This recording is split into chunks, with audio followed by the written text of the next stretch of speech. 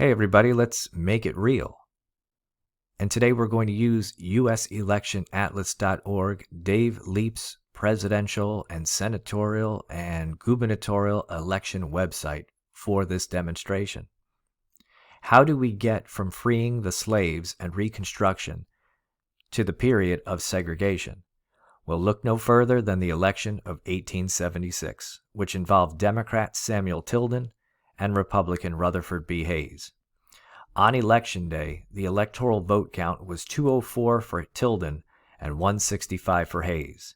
Republicans claimed fraud in 3 states: Louisiana, Florida, and South Carolina.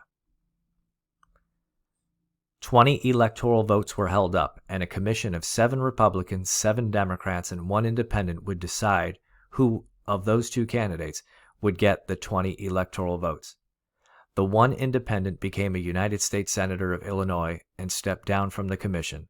He was then replaced by a Republican, and by a vote of 8-7, Hayes received the 20 electoral votes.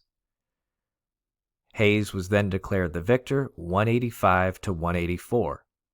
Democrats were angry, not only with the election result, but they never liked Reconstruction in the South to begin with, so they compromised with the Republicans, who also were finding some difficulties paying for these Reconstruction projects in the South. The Democrats in the South told the Republicans, "We'll give you the White House if you would just end Reconstruction," and the Republicans did just that. But by ending Reconstruction, the South could segregate without any federal intervention.